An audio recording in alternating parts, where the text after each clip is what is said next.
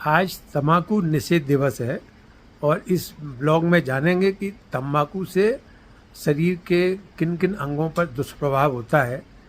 इसकी विस्तृत चर्चा करेंगे। नगर के प्रतिष्ठित कैंसर विशेषज्ञ और ईएनटी के डॉक्टर्स अपने साथ हैं। टोबैको जाइंट किलर तो है ही है। जब धीरे धीरे जब इंसान लेता है और उसे एडिक्टेड हो जाता है। Tobacco is a giant killer क्यों कहते हैं? बिल्कुल सही बात है। टोबैको एक जाइंट किलर है बिकॉज हम सर से लेकर पैर तक कोई भी ऐसी ऑर्गन नहीं है जिसका नाम लें और टोबैको उसका अफेक्ट नहीं करें। हम ये नहीं कह सकते। मैं तो ये भी कहूँगी सर कि tobacco is a silent killer and also a giant killer, क्योंकि जो तंबाकू है उसकी वजह से जो सब बीमारियाँ होती हैं वो प्रिवेंटेबल होती हैं। जैसे कि तंबाकू की सेवन से लंग का कैंसर हो सकता है, तंबाकू मुंह में डालने से मुंह का कैंसर हो सकता है। इवन अगर आप स्मोक नहीं भी करते हैं बट किसी ऐसे के साथ में रहते हैं जो स्मोक करता है, उसकी वजह से भी आपको कैंसर हो सकता है। को प्रमोट करने के लिए जो हमारे चित्रकार भी उसको प्रमोट कर रहे हैं। मेनली तंबाकू किसी भी फॉर्म में हो, गुटखा, खैनी, जर्दा, मंजन करने उनमें इस्तेमाल करने वाला तंबाकू, सिगरेट में पीने वाला तंबाकू, किसी भी किस्म के तंबाकू को हमें ना बोलना चाहिए और तंबाकू का सेवन बड़े रूप से बंद करना चाहिए। को होता है जैसे बीड़ी स्मोकिंग है, सिगरेट स्मोकिंग है, गुटखा चुइंग है। अगर आप इन तीनों में सबसे ज़्यादा जो डेंजरस है वो बीड़ी स्मोकिंग से मेनली हम लोगों की ओरल कैविटी और मुंह का कैंसर हो सकता है। जबकि अगर आप बीड़ी और तंबाकू दोनों ले रहे हैं तो कैंसर होने की संभावना बहुत ज़्यादा बढ़ जाती है। में ज़्यादा और आगरा का जो क्षेत्र है वो इसके आसपास का जो ब्रज का और क्षेत्र है उसमें तंबाकू का प्रचलन काफ़ी है और लगातार बढ़ रहा है। कितने भी हम लोगों ने प्रयास किए, गवर्नमेंट ने बहुत सारे तरह के तंबाकू के जो रैपर है उस पर कई सारे तरह की कैंसर के मरीजों की फोटो भी लगाए, बहुत कोशिश की, लेकिन वो जो जितने भी हम उपाय कर रहे हैं कोई भी उसमें कामयाबी नहीं पा रहे हैं और ये लगातार ये समस्या तंबाकू। प्री मैलिग्नेंट कैंसर से पहले की कुछ अवस्थाएं होती हैं जिसमें हम लोग इनिशियल फेज में ही कैंसर को पकड़ सकते हैं। जैसे कि सबसे पहली अवस्था होती है मुंह का छोटा होना, जिसको हम लोग फाइब्रोसिस बोलते हैं, OSMF बोलते हैं। उसमें हम लोगों पे स्केल होते हैं, हम लोग ये देख लेते हैं कि कितना आपका मुंह छोटा हो रहा है। जितनी ज़्यादा फाइब्रोसिस होगी उतना ज़्यादा कैंसर होने की संभावना है। मतलब मुंह अगर पूरा नहीं खुले तो इसका मतलब कुछ गड़बड़ है सर। ये अगर मतलब आपको जो टोबैको है उससे आपको नुकसान होना शुरू हो गया है। दूसरा सिम्टम होता है ल्यूकोप्लेकिया, सफ़ेद रंग का धब्बा होना। अगर आपके मुंह में कोई सफ़ेद रंग का धब्बा है वो भी कैंसर होने की संभावना की तरफ ले जा रहा है। तीसरा होता है रेथ्रोप्लेकिया, लाल रंग का धब्बा, वो भी आपको कैंसर की तरफ ले जा रहा है। और अगर इन तीनों में से दो चीज़ें हैं तो आप कैंसर की तरफ 40% जाने की संभावना है। अगर ये तीन चीज़ें हैं और डॉक्टर ने अगर ये पता होता है। Right now India is a capital of oral cancer. बारी होती खाए इसलिए जाते हैं क्योंकि उनमें तंबाकू होती है और तंबाकू के नशे से ग्रस्त व्यक्ति को वो एक ऊर्जा का काम करते हैं, उसमें जो है जोश आ जाता है काम करने का, वो उससे नशाग्रस्त होता है। डॉक्टर अजय, आप आगरा के सबसे सीनियर मोस्ट फिजिशियन हैं जी, जो कैंसर का इलाज करते हैं। तंबाकू के इस ब्रज क्षेत्र में मुंह के कितने कैंसर होते हैं? तंबाकू की वजह से जो मुंह का कैंसर है वो अपने शहर में सबसे ज़्यादा है। मैं अपनी क्लिनिक पर डेली 2 मरीज लंबे वक्त तक गुटखा खाने पर जो हमारा ऊपर का यूबिला होता है वो शिफ्ट हो जाता है, यानी ऊपर आवाज़ में थोड़ी बदलाव आपको नज़र आएगी, थूक सटकने में दिक्कत होने लगेगी। अगर थूक सटकने में दिक्कत हो रही है तो हमें थोड़ा कॉशियस हो जाना चाहिए, अपने डॉक्टर को दिखाना चाहिए। और उसके अंदर तंबाकू के अंदर निकोटीन होती है और निकोटीन जो अपने ब्रेन के जो डोपामिन रिसेप्टर्स हैं उनको स्टिमुलेट करती है और उसकी वजह से ही एडिक्शन होता है। डोपामिन जैसी बॉडी के अंदर बढ़ता है ब्रेन के अंदर, वो एक एक्साइटमेंट करता है। ये जो एक्साइटमेंट की वजह से वो क्षणिक होता है और इसलिए उस समय आदमी को वो लत लग जाती है। तो निकोटीन जो इसके अंदर तंबाकू के अंदर होती है वो तंबाकू की लत के लिए जिम्मेदार है, लेकिन ये लॉन्ग टर्म में ये एक कैंसर के अलावा हार्ट की परेशानी, ब्रेन का स्ट्रोक और सांस का रोग इसमें वजह से होता है। खाने से सबसे पहले तो आपका मुंह बंद हो जाएगा, मुंह का खुलना कम हो सकता है। तंबाकू से सर से लेकर पैर तक सारे कैंसर हो सकते हैं। हमारे सबसे ज़्यादा कॉमन, जैसे कि अभी हम बात कर चुके हैं, ओरल कैंसर जो है, मुंह का कैंसर, वो सबसे ज़्यादा कैंसर है जो कि होता है। उसके बाद लैरिंक्स का cancer, oesophageal cancer, GI cancer है, ब्लैडर कैंसर है, और ये ब्रेस्ट कैंसर है। ये सारे के सारे स्मोकिंग टोबैको से हो सकते हैं। भी डॉक्टर आपको सजेस्ट करता है बायोप्सी के लिए, तो बायोप्सी से नहीं कतराना चाहिए। आजकल हमने देखा है जनमानस में बायोप्सी से लोग बहुत डरते हैं कि हमें मांस के टुकड़े की जांच नहीं करानी, मांस का टुकड़े की जांच लेते ही वो बम विस्फोट से वो ट्यूमर बढ़ जाएगा, कैंसर बढ़ जाएगा। ये एक बहुत बड़ा मिथ है। उससे की स्मोकिंग और गुटखा वाली जो तंबाकू है, क्या दोनों के दुष्प्रभाव एक जैसे होते हैं? दोनों के दुष्प्रभाव एक जैसे होते हैं। स्मोकिंग से mainly lung cancer, laryngeal cancer, gutkha can also cause generalize oral submucous fibrosis. जो पीछे खाने की नली है उस तक में सबम्यूकस फाइब्रोसिस पाई जाती है। लोगों को ये छाले ज़्यादा होते हैं जो तंबाकू मुंह में रख के सो जाते हैं। बिल्कुल, जो तम्बाकू अगर मुंह में रखे रहता है वो कंटिन्यूस उसका एक्सपोजर रहता है तम्बाकू का, इस वजह से उसमें कैंसर की संभावना ज़्यादा होती है। मुंह में अगर छाला हो गया है, ये कैंसर का है या नहीं है, ये कैसे पता करेंगे?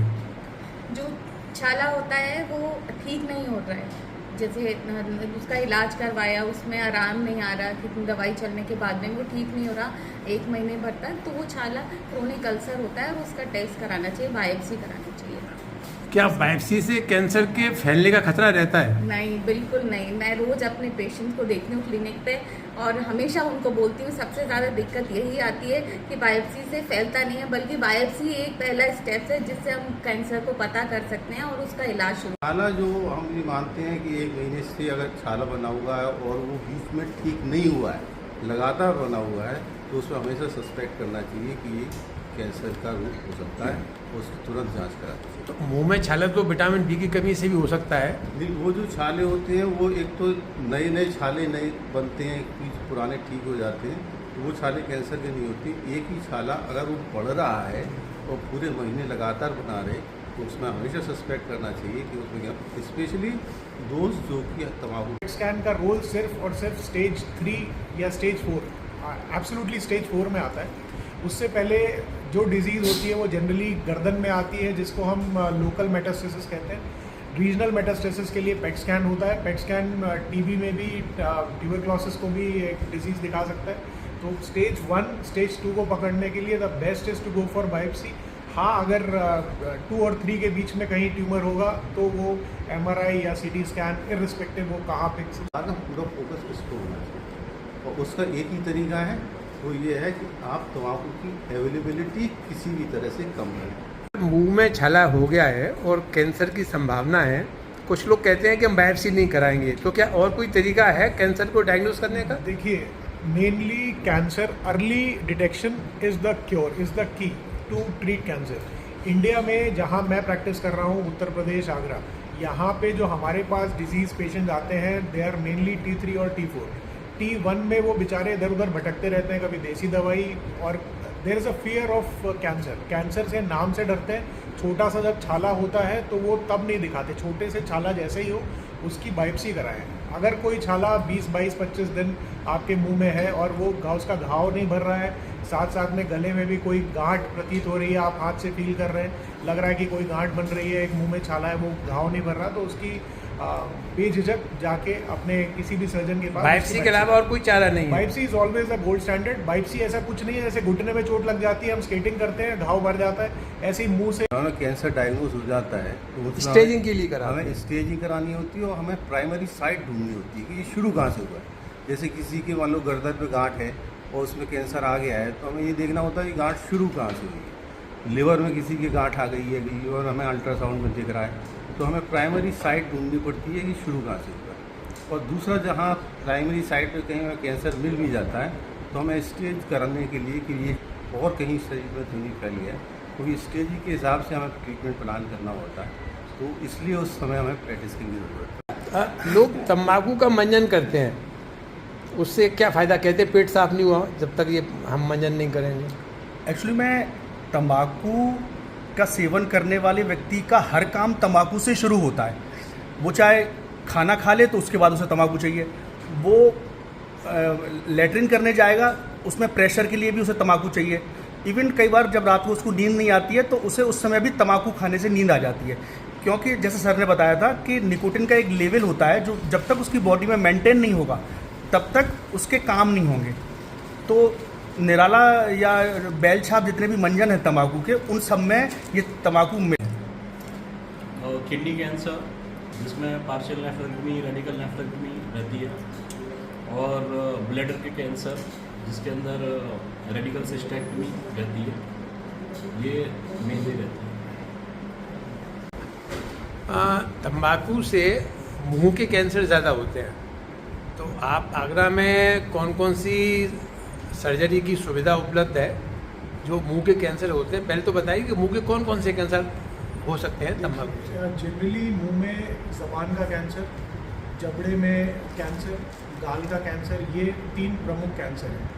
इन 3 प्रमुख कैंसर का मेन इलाज सर्जरी है।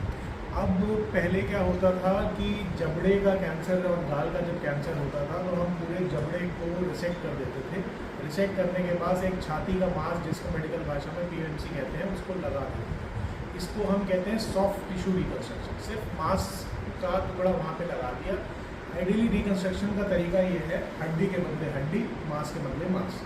तो जब हम जबड़े की हड्डी निकालते हैं तो आइडियली हमें एक पैर की हड्डी होती है जो फिबुला जिसको कहते हैं, उसको हम जबड़े के आकार में मोड़ देते हैं, जिससे कि चेहरे पे कोई विकृति नहीं बनती। जैसे कैंसर के मरीजों पे जबड़ा टेढ़ा हो जाता है सर्जरी के बाद, हमारे इसमें चेहरा का जबड़ा जो है वो टेढ़ा नहीं होगा।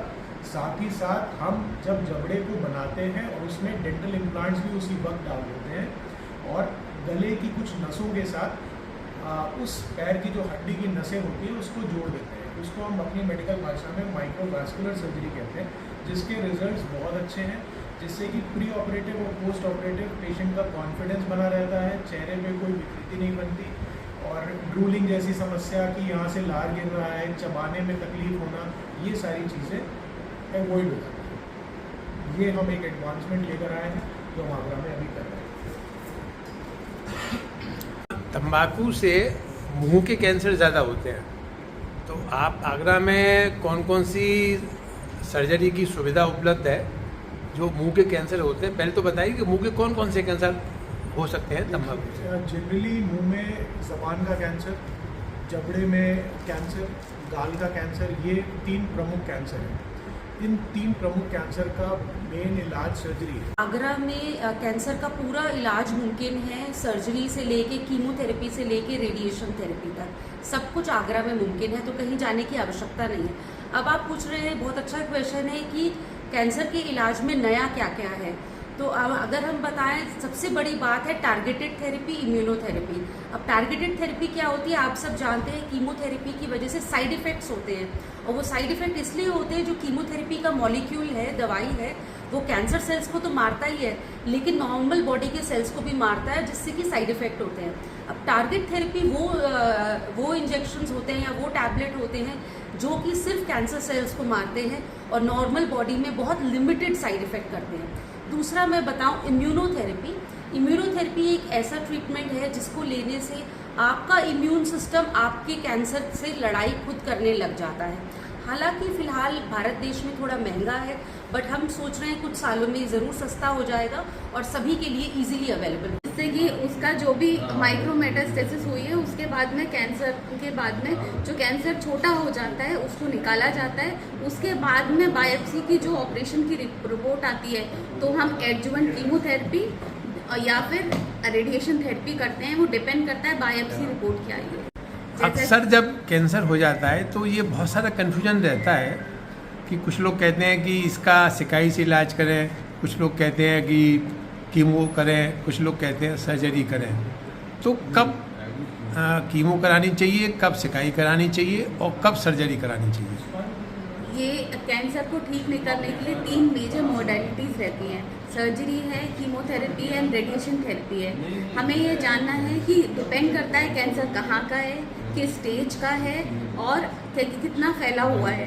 तो इन सब चीज़ों की बेसिस पे हम ये डिसाइड करते हैं कि कैंसर में रेडिएशन लगेगा, कीमो होगा कैंसर में, या फिर सर्जरी होगी। ये भाव रहता है कि अगर कैंसर हो गया है तो पहले कीमोथेरेपी करा के देख लेते हैं, इसके बाद ज़रूरत होगी तो सर्जरी कराएंगे। क्या ये अप्रोच सही है? ये डिपेंड करता है कि कैंसर किस टाइप का है। ये अलग अलग तरह की कैंसर का अलग अलग ट्रीटमेंट है और अलग अलग स्टेज पर है। अगर स्टेज पहली, जैसे अगर हम मुंह की कैंसर की अगर हम बात करें तो स्टेज पहली और दूसरी या तीसरी स्टेज तक हम लोग कैंसर के सर्जरी की बात करते हैं। और उसके बाद अगर उसकी रिपोर्ट्स के आधार पर जो रिपोर्ट में आता है तो उसमें अगर रेडियोथेरेपी की ज़रूरत है रेडियोथेरेपी करते हैं। लेकिन वो पेशेंट जो कि लेट स्टेज में आते हैं, जो ऑपरेबल नहीं होते हैं, उन केसेस में हम लोग कीमोथेरेपी करते हैं। तो कीमोथेरेपी का रिज़ल्ट बहुत अच्छा आता है। बहुत सारे ऐसे पेशेंट मैंने देखे हैं जिनको हम कीमोथेरेपी लगाते हैं तो ऑलमोस्ट कैंसर गायब हो जाता है। लेकिन खाली कीमोथेरेपी से ये कैंसर पूरी तरह से ठीक नहीं हो सकता। हमें उसके बाद या तो रेडियोथेरेपी करनी पड़ती है या अगर बहुत छोटा हो जाए तो उसके बाद हम ऑपरेशन भी कर सकते हैं। कोई मरीज को अक्सर दिमाग में ये बहुत सारा कन्फ्यूजन रहता है कि पहले कीमो करें या पहले एक ट्रायल कीमोथेरेपी ले लें, इसके बाद सर्जरी कर लेंगे। सर जैसे स्टेज 1, 2, 3 जैसे सर ने कहा, शुरू की स्टेजेस में हमें प्रिवेंटिव सर्जरी करनी चाहिए। जब स्टेज 4 हो, जैसे मान लीजिए कोई बड़ी गांठ है जो हमारी खून की नस पे गर्दन में चिपकी हुई है, अब उस गांठ को छोटा करने के लिए हमें कीमोथेरेपी का सहारा लेना पड़ सकता है। उस समय हम कीमोथेरेपी का सहारा लेके उसको छोटा करके ताकि हम उस गांठ को उस खून की नली से अलग कर पाएँ और उसको अलग करने के बाद हम उसकी पेशेंट की सर्जरी यानी R0 डिसेक्शन अचीव कर लें। उसमें हम कीमोथेरेपी के लिए तो chemotherapy head and neck cancer जो हम गले की या जीभ की कैंसर की बात करते हैं, एलोन ठीक नहीं कर सकती। लेकिन अगर एडवांस स्टेज में कैंसर आता है जिसमें हम ऑपरेशन नहीं कर सकते, उन्हें हम कीमोथेरेपी करके उसको डाउन स्टेज कर देते हैं और उसके बाद डेफिनेटिव ट्रीटमेंट। कई बार मरीज को लगता है पैसे का इंतजाम नहीं है तो कीमोथेरेपी पहले करा लें। क्या ये सही अप्रोच है?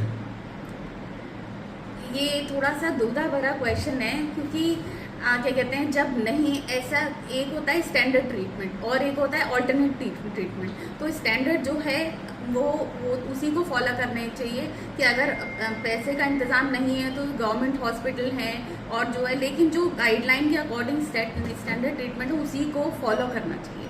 उनको अर्ली स्टेज पे डायग्नोस करके ट्रीटमेंट किया है। आपका क्या विचार है, क्या कैंसर पूरा ठीक हो सकता है? डेफिनेटली अब मेडिकल साइंस हमारी काफ़ी तरक्की कर चुकी है। कैंसर का पूर्ण रूप से इलाज है। कैंसर का इलाज सिर्फ सर्जरी, कीमो या रेडिएशन तक ख़त्म नहीं हो जाता है। कैंसर का इलाज सबसे पहले हैबिट सेसेशन यानी आदत को छोड़ना और अपने डॉक्टर को लगातार स्पेशली शुरू के 2 साल तक दिखाते रहना, ये बहुत अत्यंत आवश्यक है। Follow up is very important in achieving a good result in. कुछ लोग कहते हैं मैं तो 1-2 सिगरेट पीता हूँ, क्या ये हानिकारक है? हम ये नहीं कह सकते, क्योंकि कभी कभी कुछ मरीजों ने बताया है या स्टडीज़ में भी देखा है, किसी ने 1-2 सिगरेट पिए उसको कैंसर हो गया, किसी ने 10-20 पिए उसको नहीं हुआ। तो ये कहना अभी तक नहीं आया है किसको नहीं होगा, ये जेनेटिक लेवल पे है, तो हम ये नहीं डिटेक्ट कर सकते किसको होगा किसको नहीं होगा। So it's better to stop smoking. क्या कैंसर का पूरा इलाज संभव है? लगभग 60% कैंसर हमारे यहाँ ऐसे हैं जो पूरी तरह से ठीक हो सकते हैं, अगर प्रोवाइडेड उनको हम अर्ली स्टेज पे डायग्नोस करें और ट्रीट करें।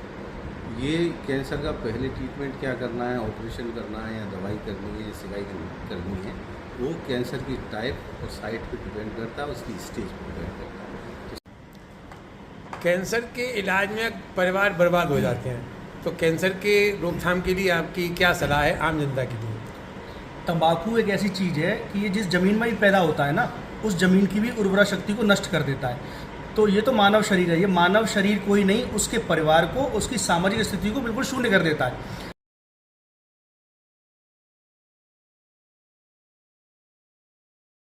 कि किस तरह एक जिंदगी के साथ साथ पूरा परिवार भी खराब हो सकता है। तो वो टोबैको का सेवन करते हैं, उनको कभी कभी जब खून का फ्लो हमारी टांगों में कम होता है और वो 2 कदम चलने पर भी दर्द का एहसास करते हैं, जिसको हम बर्जर्स डिजीज बोलते हैं। उसके बेसिकली हार्ट के ऊपर बहुत ज़्यादा इफेक्ट देखे जाते हैं। जैसा कि हम जानते हैं कि स्मोकिंग में टोबैको होता है और चूइंग में भी टोबैको होता है, जिसकी वजह से क्या होता है कि बीपी के चांसेस बढ़ जाते हैं, बीपी काफ़ी इंक्रीज होने लगता है। नसों में बेसिकली टोबैको की वजह से जो उसका कंटेंट होता है वो जो उस चीज को नसों को सुकड़ा देता है और उसकी वजह से बीपी बढ़ना शुरू हो जाता है, जिसकी वजह से हार्ट अटैक और स्ट्रोक के चांसेस काफी ज्यादा मरीजों के अंदर बढ़ते चले जाते हैं। नहीं मानना चाहिए। ई सिगरेट का भी जो स्मोक है, जो टोबैको कंटेंट है, वो एक डिफरेंट रूप में हो सकता है। उसका पोल्यूशन बाहर एयर में कम हो सकता है, उसकी फिल्ट्रेशन में उसकी क्वालिटी जो इनहेल करते हैं वो इस कंपैरिजन में कि वो बीड़ी की सिगरेट में हो वो बेटर हो सकती है, पर उसका लीथल, उसके हैजार्डस इफेक्ट्स जो है वो अपनी जगह बरकरार है। सीरियसली तंबाकू छोड़ना चाहते हैं तो मेन तो सर आपकी सेल्फ डिटर्मिनेशन ही है। बाकी ये निकोटीन के नेजल स्प्रे आते हैं, निकोटीन की च्युइंगम्स आती है और निकोटीन के पैसेज आते हैं। सब में मेन डिपेंड करता है सर, जैसे च्युइंगम है सर, च्युइंगम की भी एडिक्शन हो जाती है लोगों को, च्युइंगम ही सर रेगुलर खा रहे हैं। लेकिन निकोटीन का जो नेजल स्प्रे है सर, उसकी खास बात यह है कि वो डायरेक्ट आपके ब्लड के कॉन्टैक्ट में आके सर मिल जाता है, तो कम स्प्रे से ही काम चल जाता है। तंबाकू को कहें ना, जिंदगी को कहें हाँ। तंबाकू आपको ओवरऑल ही इफेक्ट करती है। इनफर्टिलिटी बहुत ज़्यादा, स्पर्म्स काउंट कम होती है, फीमेल्स की हेल्थ भी डाउन होती है। आप सोचो आप अपने बच्चे को क्या दे रहे हैं, तो कुछ अच्छा खाएं, तंबाकू को ना कहें। तंबाकू आजकल एक बहुत बड़ी सोशल इविल है और ख़ासतौर से फीमेल्स में, जो हमारे समाज में पहले नहीं पाई जाती थी, बहुत ज़्यादा लेडीज भी इसको इस्तेमाल कर रही हैं। और जब से ये गुटखा आया है इसने तो सब उसको फर्म डिटर्मिनेशन हो कि मुझे छोड़ना है, तब तक वो उसको छोड़ेगा ही नहीं। और दूसरा, जब तक उसकी जो साथी है, जो उसकी जो संगत जिसको हम बोलते हैं, उसको हमें चेंज करना पड़ेगा। अगर वो संगत को नहीं बदलेगा तो उसको दोबारा वो ऑफर करेगा उसका फ्रेंड, तो उसको दोबारा ये सोचना भी ये था कि कैंसर कभी मेडिसिन से ठीक हो सकता है। तो इस वजह से वो समय मतलब कोई लेने का मतलब ही नहीं था मेडिसिन का आदमी, और कैंसर का ट्रीटमेंट कर कोई सोच ही नहीं सकता। तंबाकू को कहो ना, जिंदगी को कहो हाँ। तंबाकू को कहो ना, जिंदगी को कहो हाँ। तंबाकू को कहो ना, जिंदगी को कहो हाँ। तंबाकू को छोड़ो, जिंदगी अपनाओ।